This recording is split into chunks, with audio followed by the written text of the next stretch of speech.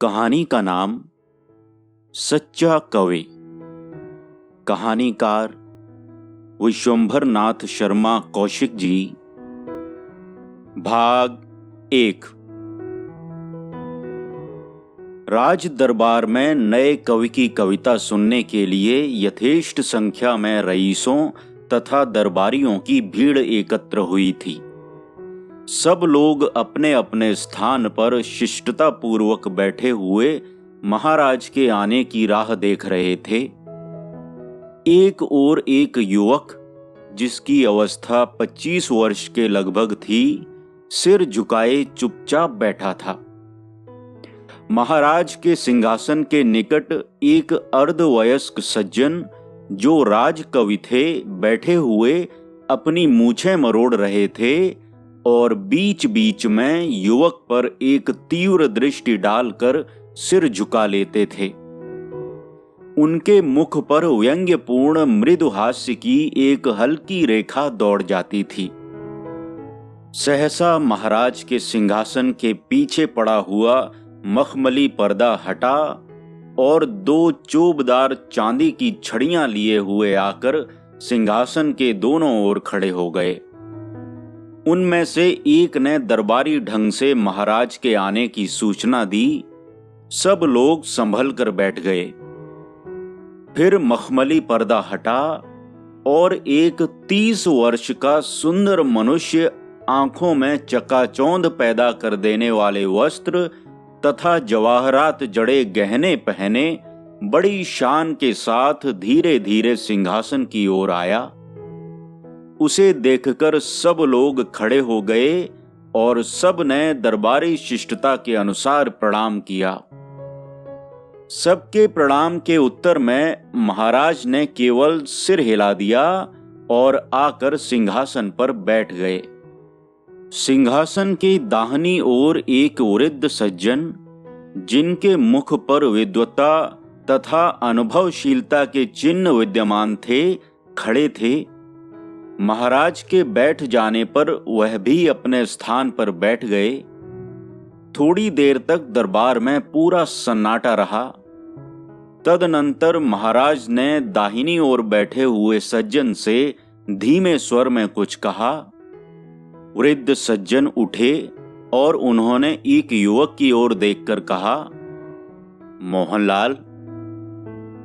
युवक तुरंत खड़ा हो गया और उसने कहा, श्रीमान। वृद्ध ने कहा, महाराज तुम्हें देखना चाहते हैं, आगे आओ। युवक अपने वस्त्र संभालता हुआ शिष्टतापूर्ण निर्भीकता के साथ धीरे धीरे महाराज के सिंहासन के सम्मुख आकर खड़ा हुआ। उसने एक बार फिर महाराज को प्रणाम किया और चुपचाप हाथ बांधकर खड़ा हो गया। महाराज ने एक बार युवक को सिर से पैर तक ध्यानपूर्वक देखा। उनके मुख पर संतोष की रेखा झलक उठी। उन्होंने वृद्ध सज्जन से धीमे स्वर में कहा, इस युवक को देखकर मैं बहुत संतुष्ट हुआ। फिर महाराज ने युवक की ओर देखकर कहा, मोहनलाल, मुझे यह जानकर प्रसन्नता हुई कि तुम एक अच्छे कवि हो। अच्छा, अपनी रचना सुनाओ।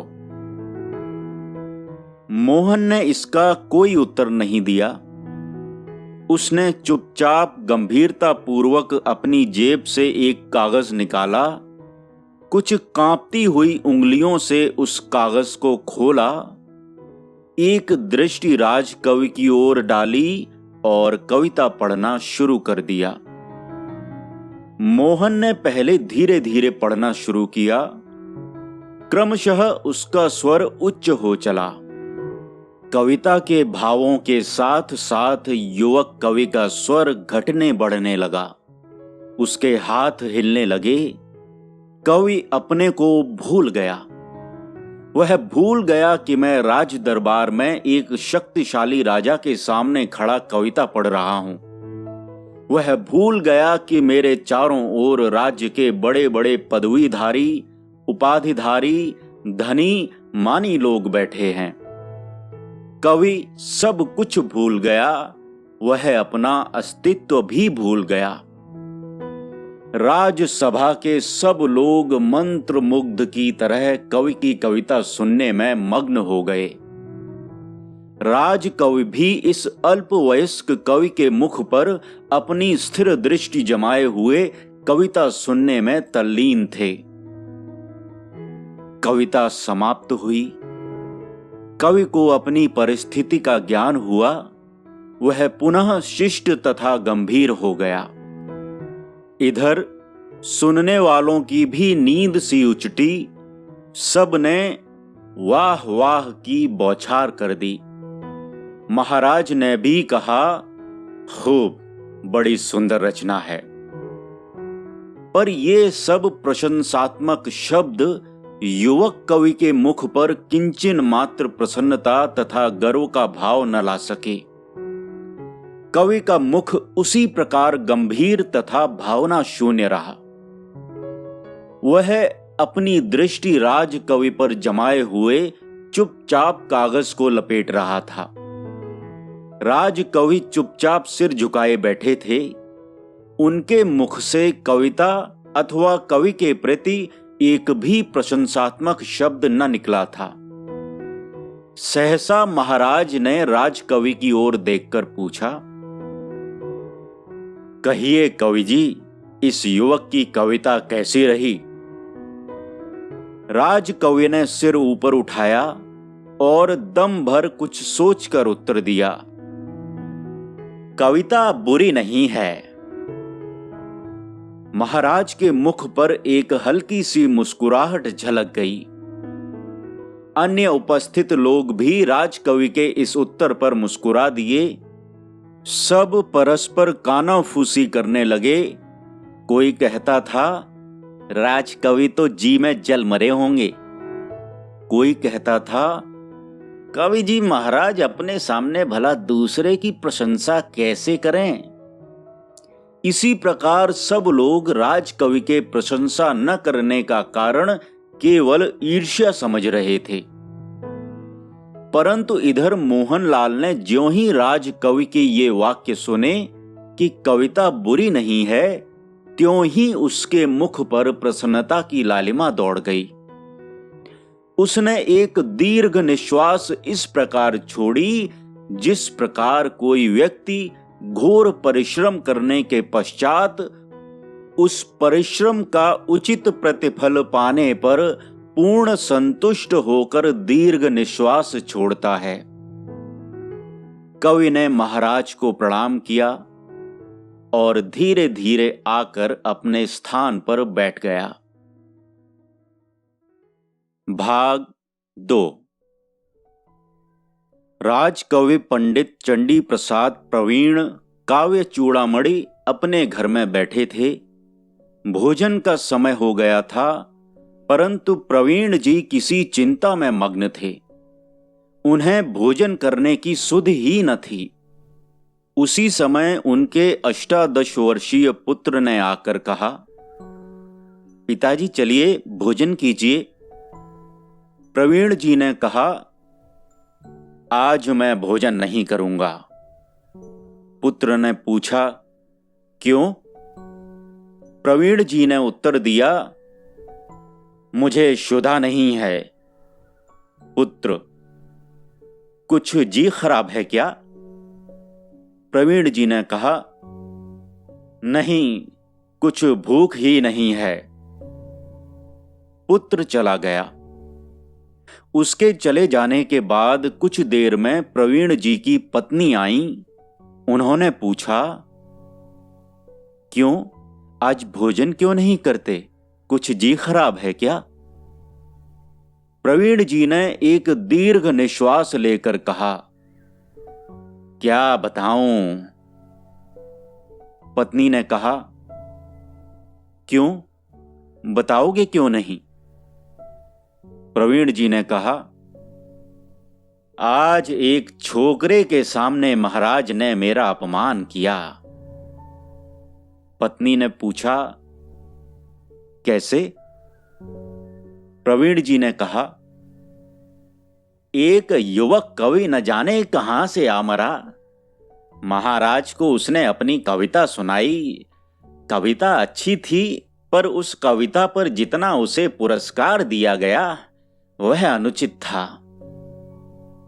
पत्नी: तो उसका भाग्य, इसमें तुम्हारा अपमान क्या हुआ? प्रवीण जी ने कहा, तुम इन बातों को क्या समझ सकती हो? मेरा बड़ा अपमान हुआ। मैंने ऐसी कविताएं लिखी हैं कि उनमें अपना कलेजा निकाल कर रख दिया, पर मुझे महाराज ने इतना पुरस्कार कभी नहीं दिया। इसके अतिरिक्त महाराज ने उसको भी राजकवि की उपाधि देकर अपने यहां नौकर रख लिया है। पत्नी ने कहा, रख लिया तो क्या हुआ? कुछ वह तुम्हारा भाग्य तो छीन ही न लेगा। प्रवीण जी ने कहा, तुम स्त्री जाति इन बातों को क्या जानो? जब एक ही कविता सुनकर उनकी यह दशा हो गई कि उचितानुचित का ध्यान न रखकर उस छोकरे को मेरे सामने इतना सम्मान दिया, तो आगे न जाने क्या होगा। पत्नी: तो जब होगा तब होगा, तुम अभी से अपना जी क्यों कुड़ाते हो? चलो भोजन करो चल के। प्रवीण जी बोले, भोजन क्या करूं? मैं सोचता था कि यदि यह नालायक अंबिका प्रसाद किसी लायक होता तो मेरे पीछे इसी को राजकवि का स्थान मिलता।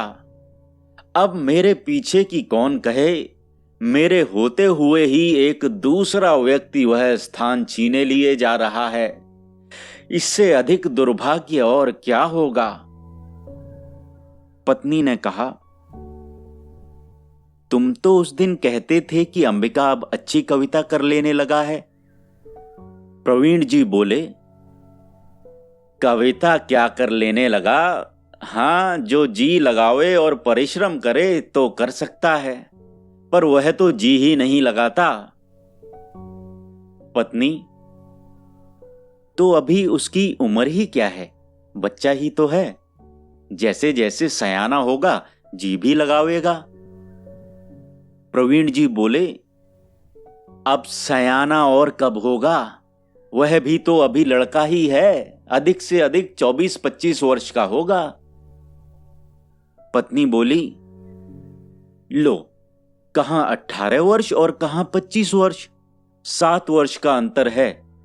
7 वर्ष कुछ होते ही नहीं, 7 वर्ष में तो युग पलट जाता है। प्रवीण जी बोले, युग नहीं पत्थर पलट जाता है।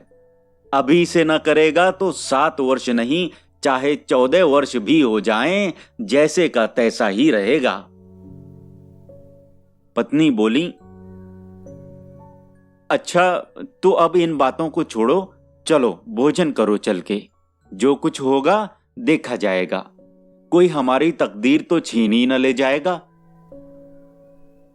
प्रवीण जी ने पत्नी के बहुत कुछ समझाने बुझाने तथा आग्रह करने पर भोजन किया। इसके पश्चात वह उसी समय कविता लिखने बैठ गए। उन्होंने निश्चय कर लिया, चाहे जिस तरह हो, इस युवक कवि की जड़ उखाड़नी ही पड़ेगी, क्योंकि यदि इसी तरह वह महाराज के हृदय पर अधिकार जमाता गया तो एक दिन वह आवेगा जब उनको महाराज की नौकरी से हाथ धोना पड़ेगा। भाग 3। रात के 8 बज चुके हैं। महाराज अपने अंतःपुर के एक सुसज्जित कमरे में मखमली कोच पर लेटे हैं। सामने बहुमूल्य कालीनों पर कुछ सुंदर स्त्रियां बैठी गा बजा रही हैं, परंतु महाराज का ध्यान गाने की ओर बिल्कुल नहीं है। वह किसी दूसरी ही चिंता में डूबे हुए हैं। उसी समय एक दास ने आकर कहा, महाराज, राजकवि प्रवीण जी श्रीमान के पास आना चाहते हैं। महाराज कुछ चौंक कर बोले, क्या कहा? प्रवीण जी आना चाहते हैं? हां श्रीमान। महाराज कुछ देर सोचते रहे, फिर बोले, अच्छा आने दो। दास के चले जाने पर महाराज ने गाने वालियों की ओर हाथ से इशारा किया। उन्होंने गाना बंद कर दिया और उठकर चली गईं। दास चला गया। थोड़ी देर में प्रवीण जी आए। उन्होंने पहले बहुत ही झुककर महाराज को प्रणाम किया, फिर वह धीरे धीरे समीप आकर सामने शिष्टता पूर्वक खड़े हो गए।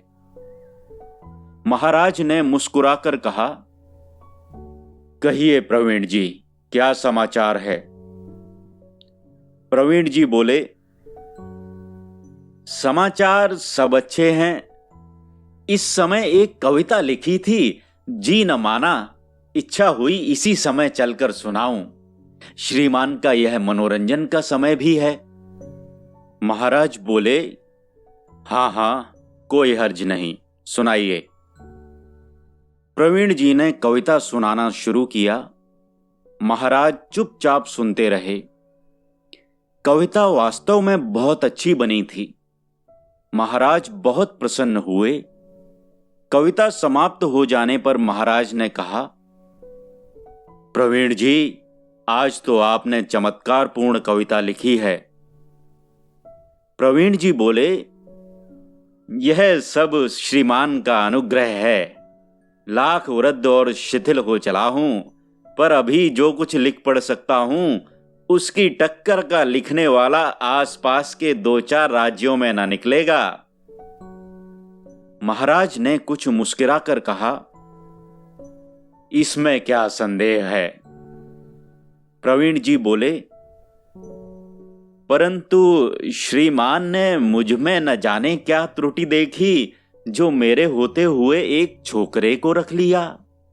क्या मैं श्रीमान की आज्ञा का पालन करने में असमर्थ समझा गया? महाराज बोले, नहीं प्रवीण जी, यह बात तो नहीं। मैं तो केवल यह समझता हूं कि गुण की कदर अवश्य होनी चाहिए। यदि ऐसा न होगा तो गुणों का लोप हो जाएगा। प्रवीण जी बोले, यह ठीक है श्रीमान, परंतु गुण ग्राहकता उतनी ही होनी चाहिए जितनी उचित हो। महाराज कुछ भौहें सिकोड़कर बोले, तो क्या आप मुझ पर यह दोषारोपण करते हैं कि मैंने कुछ अनुचित गुण ग्राहकता से काम लिया है?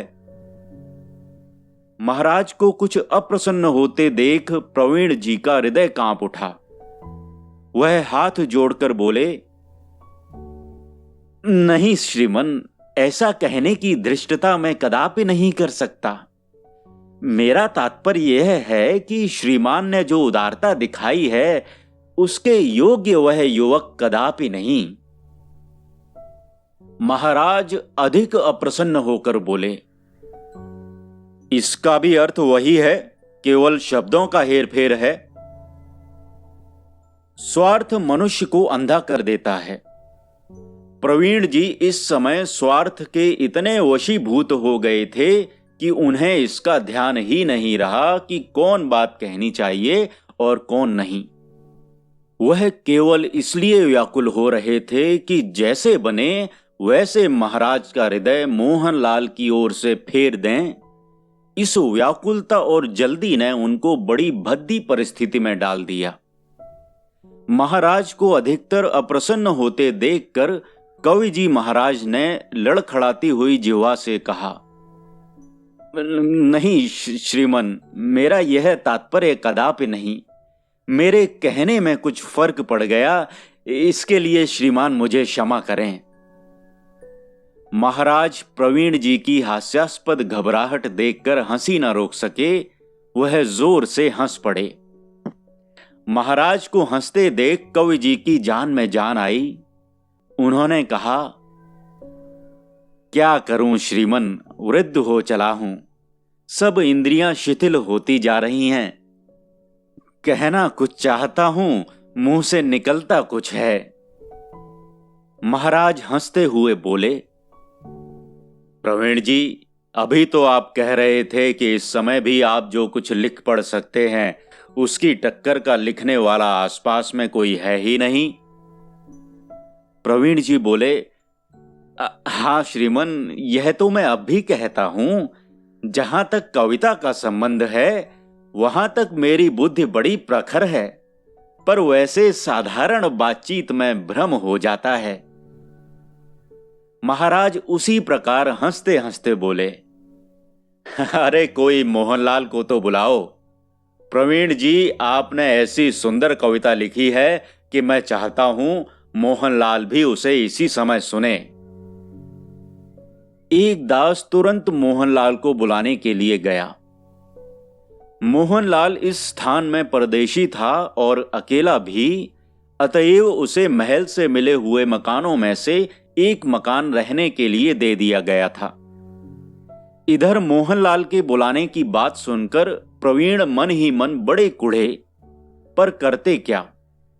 बेचारे चुपचाप खड़े रहे, परंतु थोड़ी देर में मन ही मन यह सोचकर कि अच्छा है, उन्होंने अपने जी को ढांढस दिया। थोड़ी देर में मोहनलाल आ गया। मोहनलाल को देखते ही महाराज ने कहा, अरे भाई मोहन, देखो हमारे प्रवीण जी ने कैसी सुंदर कविता लिखी है। हाँ प्रवीण जी, जरा फिर से पढ़िए। प्रवीण जी ने दूने आवेश के साथ कविता पढ़नी शुरू की। कविता समाप्त होने पर महाराज ने मोहन से पूछा, कहो मोहन, कैसी कविता है? मोहनलाल ने कहा, क्या बात है, प्रवीण जी की टक्कर का लिखने वाला इधर तो कोई है ही नहीं। यदि छोटा मोह बड़ी बात न समझी जाए तो मैं यह कहूंगा कि प्रवीण जी श्रीमान की सभा के भूषण हैं।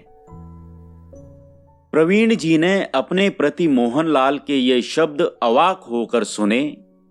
वह नहीं समझ सके कि मोहनलाल ने ये शब्द यथार्थ प्रशंसा में कहे अथवा व्यंग्य से। महाराज ने कहा, सुनिए प्रवीण जी, मोहनलाल क्या कहता है।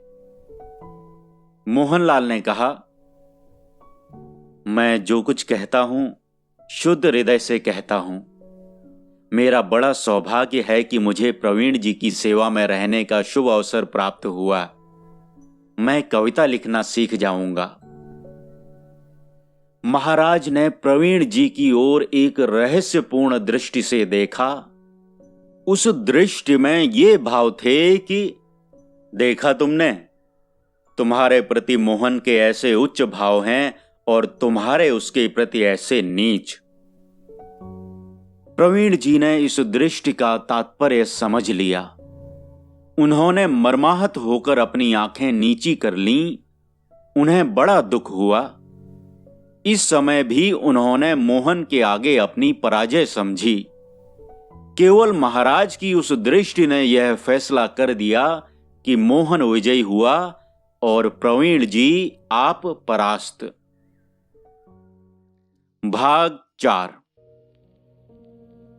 उक्त घटना के बाद प्रवीण जी मोहनलाल से और भी अधिक घृणा करने लगे।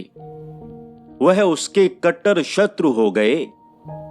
उन्होंने सोचा, इसी दुष्ट के कारण मैं महाराज की दृष्टि से गिरता जा रहा हूं। यदि यह ना आता तो यह नौबत काहे को पहुंचती। यह कल का छोकरा संत बनने का ढोंग रचकर मुझे महाराज की दृष्टि से गिरा रहा है। कितना चालाक है, कितना धूर्त है। मैं बड़ा बुद्धिहीन हूं जो अपने हृदय के भाव स्पष्ट खोल देता हूं। यदि मैं भी इसी की तरह संत बनने का ढोंग रचूं तो अच्छा रहे, परंतु नहीं, मुझसे तो ढोंग कदापि न रचा जाएगा। मैं तो शुद्ध हृदय मनुष्य हूं, जैसा भीतर वैसा बाहर। मुझे कपट नहीं आता। जिसको मित्र समझूंगा उसे हृदय में भी मित्र समझूंगा और बाहर भी, और जिसे शत्रु समझूंगा उसे हृदय में भी शत्रु समझूंगा और बाहर भी। कुछ भी हो, मैं इस ढोंगी युवक को दरबार से निकलवा कर ही छोड़ूंगा। कल का छोकरा मेरे सामने राजकवि बनकर बैठा है। इसमें संदेह नहीं कि कभी कभी दुष्ट बड़े गहरे भाव लाता है, पर इससे क्या हुआ? अब तो पगड़ी उलझ ही गई है। मैं भी ऐसी ऐसी कविताएं लिखूंगा कि महाराज स्वयं कह देंगे कि प्रवीण जी मोहनलाल क्या कविता लिखेगा, वह तो आपके सामने छोकरा है। मोहनलाल राजकवि? राजकवि प्रवीण के सिवा भला और कौन हो सकता है? एक म्यान में दो तलवारें कभी नहीं रह सकती, या तो वही राजकवि रहेगा या मैं ही। इसी तरह की बातें सोचकर प्रवीण जी ने नए उत्साह के साथ कविताएं लिखना शुरू कर दिया। इसमें संदेह नहीं कि प्रवीण जी बड़े अच्छे कवि थे, बड़ी सुंदर कविताएं लिखते थे। इधर मोहनलाल की प्रतिद्वंदिता के कारण वह बड़ी अच्छी कविताएं लिखने लगे थे। उधर मोहनलाल भी अच्छी कविताएं लिखता था। इस प्रकार कुछ दिन व्यतीत हुए। एक दिन महाराज ने एक समस्या दी और मोहनलाल तथा प्रवीण जी दोनों से उसकी पूर्ति करने के लिए कहा। समस्या पूर्ति के लिए 1 सप्ताह का समय दिया गया।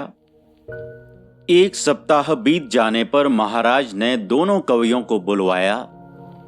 प्रवीण जी समस्या पूर्ति करके ले आए थे, पर मोहनलाल नहीं लाया था।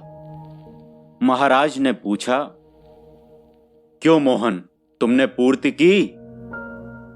मोहन ने उत्तर दिया, नहीं श्रीमन, मैंने तो नहीं की। महाराज ने विस्मित होकर पूछा, क्यों, क्या समय कम दिया गया था? प्रवीण जी बीच में ही बोल उठे, समय यथेष्ट था, इससे अधिक समय और क्या होता? महाराज ने कहा, हाँ, समय यथेष्ट था, मैंने स्वयं सोच समझकर समय दिया था, फिर भी पूर्ति न करने का क्या कारण है? मोहनलाल चुप रहा। महाराज ने पूछा, क्यों, क्या कारण हुआ? क्या तुम्हारी समझ में समय कम था? मोहनलाल ने कहा, नहीं श्रीमन, समय तो यथेष्ट था। महाराज ने कहा, फिर? मोहनलाल बोला, श्रीमन, उस समस्या की पूर्ति में मेरा कुछ जी नहीं लगा। महाराज की भौहें तन गईं। उन्होंने कहा, क्या कहा? जी नहीं लगा? मोहनलाल बोला, हां श्रीमन।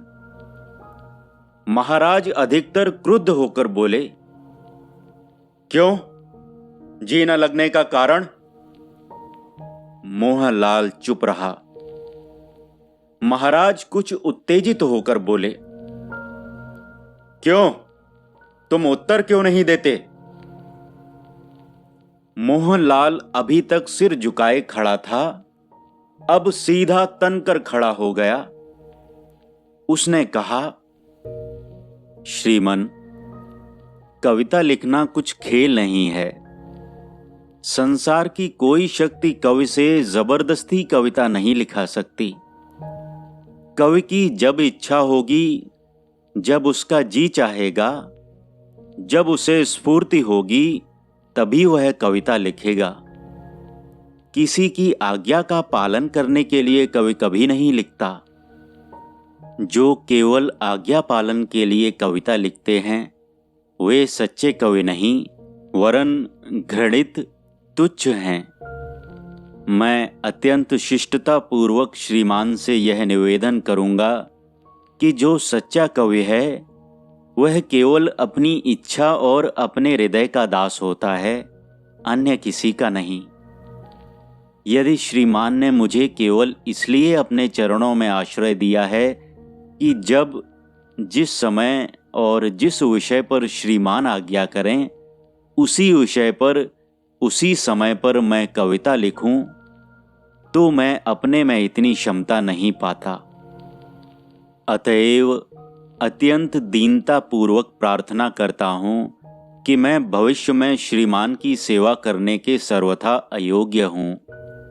इस कारण यदि श्रीमान आज्ञा देंगे तो कल अपने देश को लौट जाऊंगा।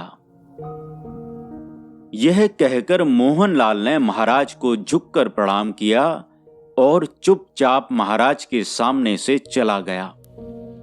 मनुष्य चाहे जितना स्वार्थी, हठधर्मी, क्रोधी तथा अत्याचारी हो, परंतु निर्भीकता पूर्वक कही हुई सच्ची और सीधी बात उसके हृदय पर प्रभाव अवश्य डालती है, चाहे वह एक क्षण ही के लिए क्यों न हो। महाराज मोहनलाल की निर्भीकता पूर्वक परंतु साथ ही शिष्टतापूर्ण कही गई बातों से इतने प्रभावित हुए कि जब मोहनलाल उनके सामने से चला गया तब उन्हें यह ध्यान आया कि वह एक शक्ति संपन्न राजा हैं और मोहनलाल एक साधारण मनुष्य।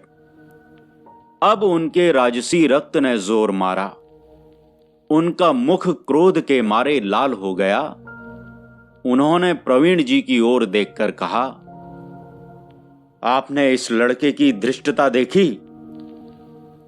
महाराज को क्रुद्ध देखकर प्रवीण जी मन ही मन अत्यंत प्रसन्न परंतु ऊपर से गंभीर होकर बोले, श्रीमन अपराध क्षमा हो। मैं तो पहले से ही कहता था कि यह लड़का राजसभाओं के योग्य कदापि नहीं है, परंतु महाराज प्रवीण जी की बात पूरी होने के पूर्व ही बोल उठे, आपने सत्य कहा था, पर मैंने यह सोचकर कि युवक होनहार है और प्रोत्साहन मिलने से एक अच्छा कवि होगा, इसे आश्रय दिया था। मगर यह जो कहा है कि जो जिसका पात्र नहीं उसके साथ वैसा व्यवहार करने से परिणाम बुरा होता है, वही हुआ। खैर, मैं इसे इसका समुचित दंड दूंगा। प्रवीण जी बोल उठे, निश्चय दंड देना चाहिए। इससे लोगों को मालूम होगा कि एक शक्तिशाली राजा के सामने धृष्टता करने का यह परिणाम होता है। महाराज ने उसी समय यह आज्ञा निकाली कि मोहनलाल तुरंत गिरफ्तार करके कारागार में डाल दिया जाए।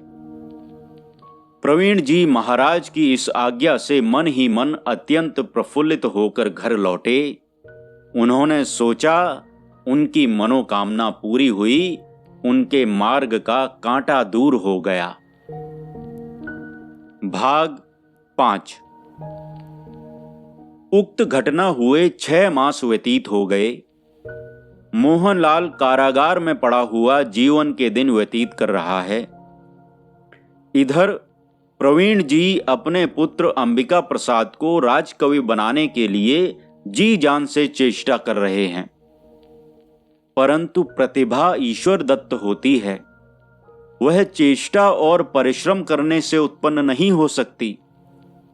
यदि प्रतिभा चेष्टा और परिश्रम से उत्पन्न हो सकती तो संसार में उसका उतना मूल्य और आदर न होता जो अब तक रहा है और है।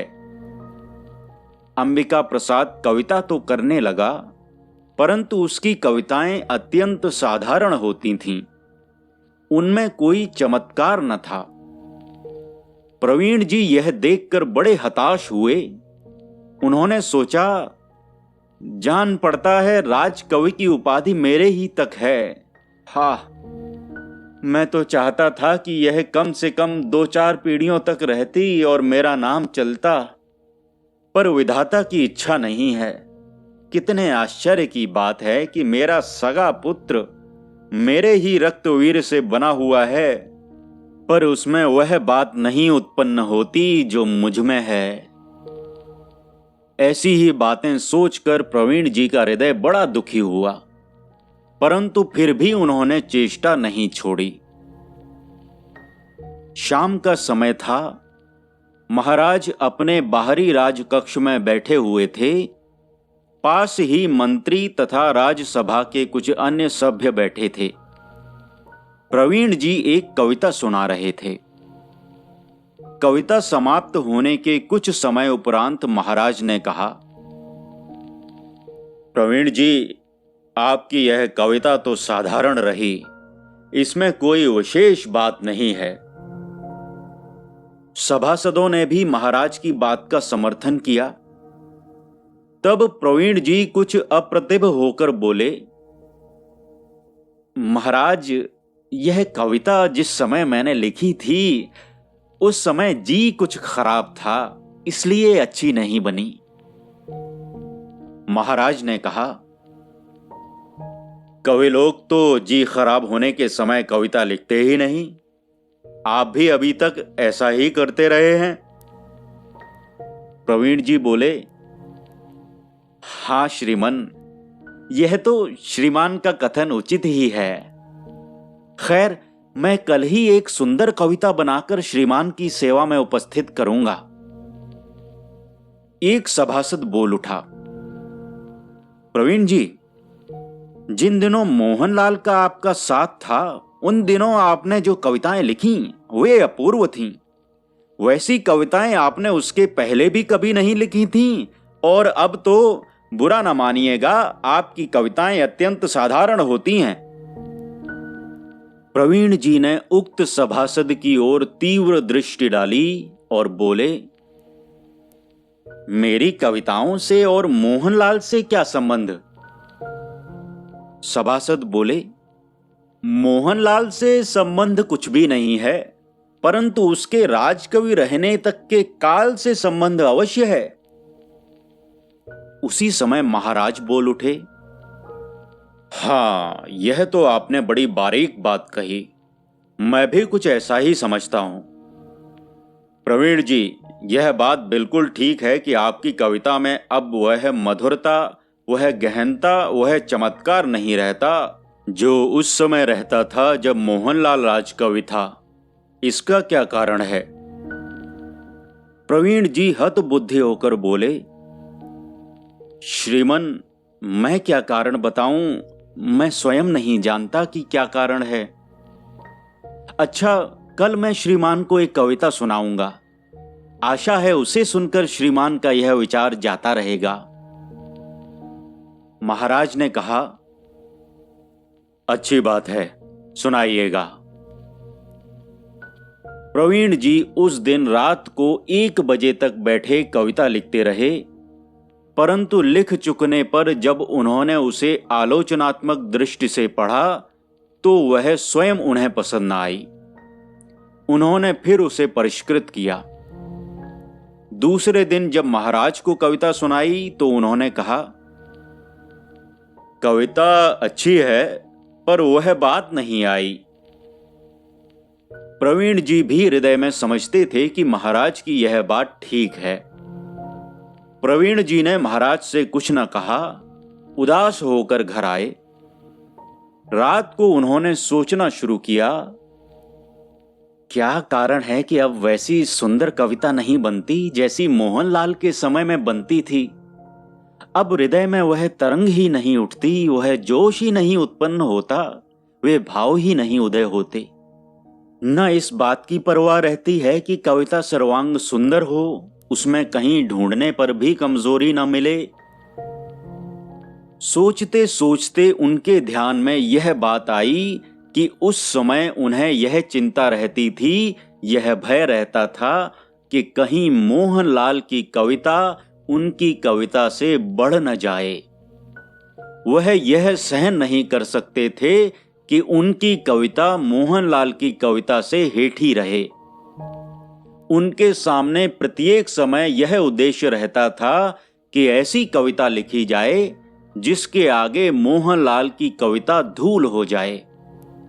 इसी कारण उस समय उनके हृदय में उमंग रहती थी, जोश रहता था। प्रतिद्वंदी को परास्त करने की धुन उस समय उनकी कवित्व शक्ति को जागृत रखती थी। प्रतिद्वंद्विता का भय उन्हें अपनी कविता सर्वांग सुंदर बनाने के लिए विवश करता था। मोहनलाल से प्रतियोगिता का भाव उन्हें इस बात के लिए विवश करता था कि वह नए नए भाव अपनी कविता में लावें। परंतु अब वह बात नहीं रही। प्रतिद्वंदी का भय नहीं है, न इस बात की चिंता है कि किसी की कविता से उनकी कविता की तुलना की जाएगी, न इस बात का डर है कि यदि दूसरे की कविता उनकी कविता से बढ़ गई तो उनकी सारी प्रतिष्ठा मिट्टी में मिल जाएगी। जब ये सब बातें नहीं रहीं तो अब न वह उमंग है, न वह जोश, न वह परिश्रम है, न वह सूझ। जिस प्रकार शत्रु के आक्रमण का भय होने से मनुष्य की आंख नहीं झपकती, वह हर समय चैतन्य रहता है, उसी प्रकार प्रतिद्वंदी के भय के कारण उनकी प्रतिभा सचेत रहती थी। पर जिस प्रकार मनुष्य को किसी का भय नहीं रहता तो वह आराम से पैर फैलाकर सो जाता है, उसी प्रकार प्रतिद्वंदी का भय न रहने से उनकी प्रतिभा भी सो गई। प्रवीण जी ने सोचा तो इससे यह निष्कर्ष निकला कि उन्होंने उस समय जो इतनी अपूर्व कविताएं लिखीं, उसका कारण केवल मोहनलाल की प्रतिद्वंदिता ही थी। उफ, यदि यह बात थी तो उसका मेरा प्रतिद्वंदी बनकर रहना मेरे लिए हितकर था। जिस बात को मैंने अपने लिए अहितकर समझा था, वह मेरे लिए परम हितकर थी। आज प्रवीण जी की आंखें खुल गईं। वह अपने जीवन की एक बड़ी भूल को समझ गए।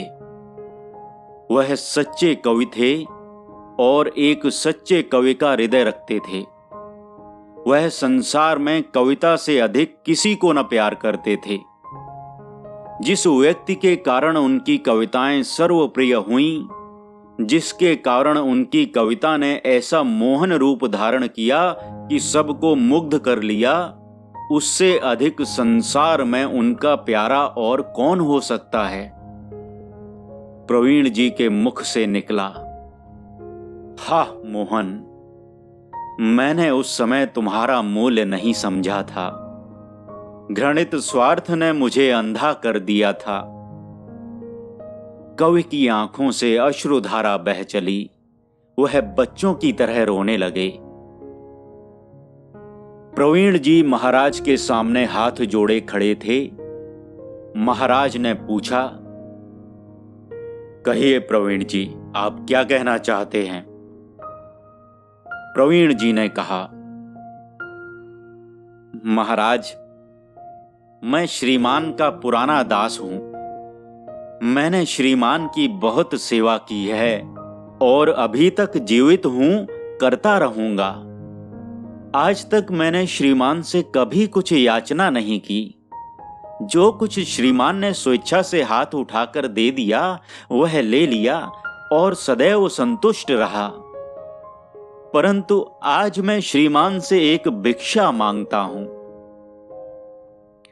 महाराज ने उत्सुक होकर मुस्कुराते हुए कहा, प्रवीण जी, आज आप इतनी दीनता क्यों प्रकट कर रहे हैं?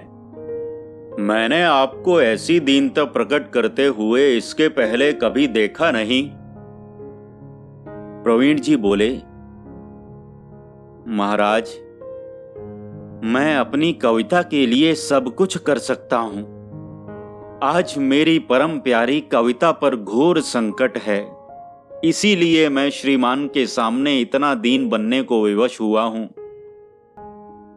महाराज उसी प्रकार मुस्कुराते हुए बोले, क्यों क्यों, उस पर क्या संकट आ पड़ा? प्रवीण जी के नेत्रों से आंसू बहने लगे। उन्होंने कहा, वह मोहनलाल के साथ कारागार में बंद है। महाराज का मुख एकदम गंभीर हो गया। उन्होंने कहा, क्या कहा? मोहनलाल के साथ कारागार में बंद है? प्रवीण जी ने आंसू पोंछते हुए कहा, हां श्रीमन। महाराज बोले, तो आप क्या चाहते हैं? प्रवीण जी ने उत्तर दिया, यही कि मोहनलाल को मुक्त करके उसे उसी पद पर नियुक्त कीजिए जिस पर वह था। महाराज ने कहा, परंतु प्रवीण जी, वह तो आपका प्रतिद्वंदी है। प्रवीण जी ने उत्तर दिया, हां, ऐसा प्रतिद्वंदी है जैसा प्रतिद्वंदी मनुष्य को बड़े सौभाग्य से मिलता है। ऐसा प्रतिद्वंदी है जिस पर मनुष्य गर्व कर सकता है। वह ऐसा प्रतिद्वंदी है कि ईश्वर सबको ऐसा ही प्रतिद्वंदी दे। जब तक वह मेरे सामने रहा, तब तक मेरी कविता की उन्नति हुई। आपने स्वयं अपने श्रीमुख से कहा था कि मोहनलाल के समय में मैंने जो कविताएं लिखी वे अद्वितीय हैं। महाराज ने कहा, हाँ, यह बात तो मैं अब भी कहता हूं। प्रवीण जी बोले, तो महाराज, जिस प्रतिद्वंदी ने मुझसे ऐसी कविताएं लिखवाई, उस प्रतिद्वंदी का मिलना कितने बड़े सौभाग्य का सूचक है। जिस दिन से वह कारागार गया, उसी दिन से मेरी कवित्व शक्ति भी लुप्त हो गई। वह उसी के साथ चली गई। अतएव मैं यही भिक्षा मांगता हूं कि उसे मुक्त कर दीजिए। महाराज ने कुछ देर सोचकर कहा, अच्छा, आपने आज प्रथम बार मुझसे याचना की है, मैं उसे अवश्य पूर्ण करूंगा।